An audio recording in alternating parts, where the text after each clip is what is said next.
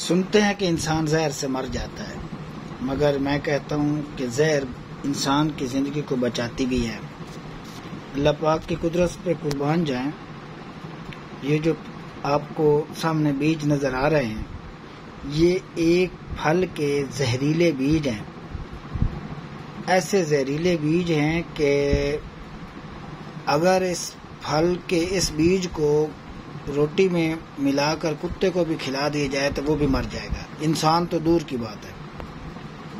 اور ایون کہ اگر اس پھل کو دودھ یا پانی میں ڈبو کر رکھ دیا جائے اور وہ دودھ کسی جانور کو پلا دیا جائے تو وہ بھی مر جائے گا، اتنا زہریلا پھل ہے۔ تو اللہ پاک نے اس کے اندر انسانیت کے لیے بھلائی کے وہ راستے رکھے ہیں کہ انسان کی سوچ سے ماورا۔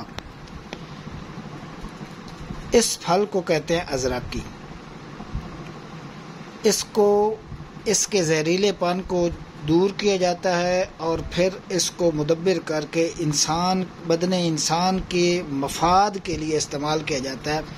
کچھ لوگ کہتے ہیں کہ میرے گھٹنوں میں درد ہے، میرے جسم میں درد ہے، میرے پیٹھ میں درد ہے، مجھ سے چلا نہیں جاتا، میرے گھٹنوں سے ٹک ٹک کی آوازیں آتی ہے، چل نہیں سکتا۔ ایون کہ کچھ لوگ یہ بھی حال ہوتا ہے کہ وہ کہتے ہیں کہ ہمارے اندر مردمی طاقت بھی ختم ہو گئی ہے۔ یہ تو جوانوں میں بھی آج کل بہت زیادہ ہے، لیکن بڑھاپے میں اکثر تو ایسا ہو جاتا ہے۔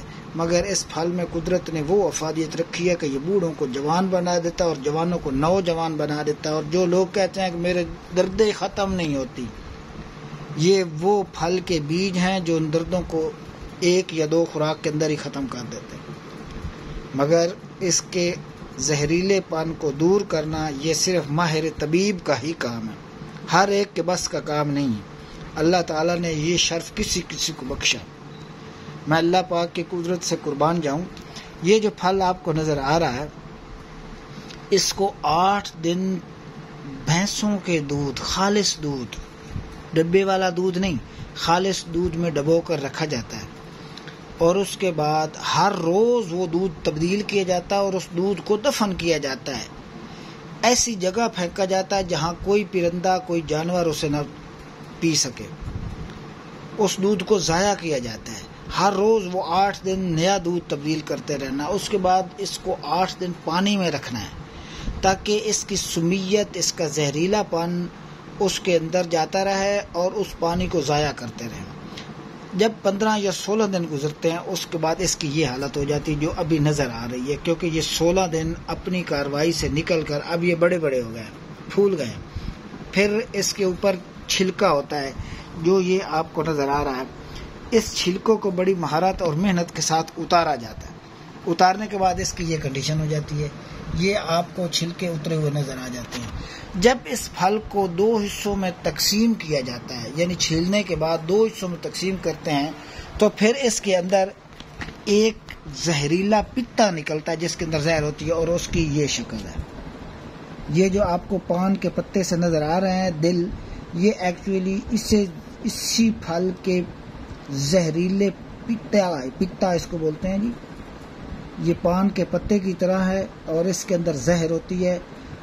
15 یا 16 دن کے بعد جب اس کو چھیل کر اس کے اوپر سے یہ چھلکے اتار کر صاف کیا جاتا ہے، صاف کر کے اس کو 2 حصوں میں تقسیم کیا جاتا ہے، تو اس کے اندر سے یہ پتا جو ہے یہ نمودار ہوتا ہے، اور اس پتے کو پھر جو ہے نکال کر پھر اس کو آگے اس کو پھر دیسی گھی کے اندر مدبر کیا جاتا ہے، اور پھر ادویات مقوی کے اندر اس کو استعمال کیا جاتا ہے۔ پھر یہ ایسی افادیت دیتا ہے کہ انسان